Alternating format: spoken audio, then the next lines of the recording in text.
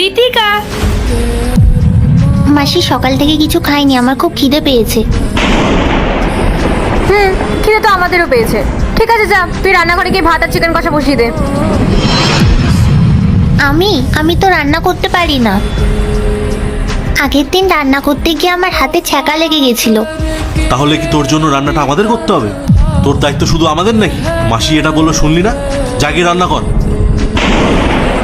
মহারানী উনি, ওনাকে নাকি খাওয়াতে হবে।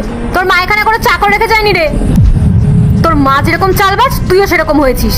শোন, খিদে পেলে নিজেকে রান্না করে খেতে হবে, বুঝেছিস? একটু হাতে ছাকা লাগলে কিছুই হয় না, আস্তে আস্তে সব শিখে যাবি। যা এখন। মেশো, আমার জন্য মা যে টাকাটা পাঠায় সেটা দিয়ে প্লিজ কিছু খাবার অর্ডার করে দাও না। কি বললি? তোর তো বিশাল বড় সাহস। তোর মা লাখ টাকা পাঠায় নাকি রে? যে টাকাটা তোর মা পাঠায় না, সেটা তোর খাওয়া দাওয়া পড়াশোনা ওসব খরচেই চলে যায়। তোকে যে বাড়িতে থাকতে দিচ্ছে এটাই অনেক। আর শোন, একদম বেশি কথা বলবি না, না হলে কিন্তু এই বাড়িতে তোর আর থাকার জায়গা থাকবে না, বুঝেছিস? তোর যদি খিদে পায় যা রান্না করে খা, না হলে এখানে চুপচাপ বসে থাক।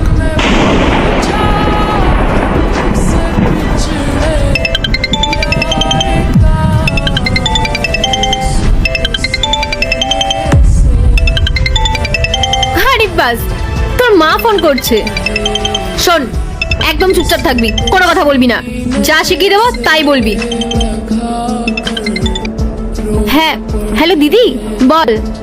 এরপর কি হলো সেটা দেখার আগে এই দুটি ছবির মধ্যে যে কোনো একটি ছবিকে ভালোবেসে থাকলে ভিডিওতে লাইক করে চ্যানেলটা সাবস্ক্রাইব করে দাও। আর যদি না করো তাহলে আমি বলবো তোমরা ছবি দুটোকে ভালোবাসো না। আর কমেন্টে লিখে যাও আমিন। শ্রেয়া, ঋতিকা কি করছে রে?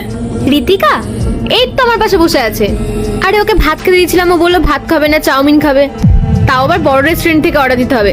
তাই তোর মেশো বড় রেস্টুরেন্ট থেকে আবার অর্ডার দিয়েছে, সেটাই এখন খাচ্ছে। তুই কথা বলবি ওর সাথে? হ্যাঁ, দে ওকে একটু। হ্যাঁ মা, বলো। কি করছিস মা? এই তো মা, চাউমিন খাচ্ছি। তুই ভালো আছিস তো? তোর মেশো আর মাসি তোর খেয়াল রাখছে তো? হ্যাঁ মা, ওরা আমার খুব ভালোভাবে খেয়াল রাখে আর খুব ভালোবাসে।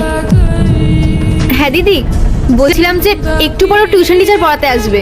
তুই বলেছিলিস না যে ওর পড়াশোনার দিকে একটু খেয়াল রাখতে, তাই একজন ভালো টিউশন টিচার রেখেছি। অনেক টাকা মাইনে নেয়, আর ওর ভবিষ্যৎ বলে কথা, এটুকু তো করতেই হবে।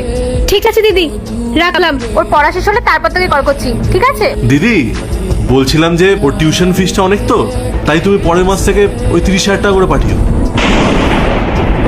30,000 টাকা? কি বলছো এসব তোমরা?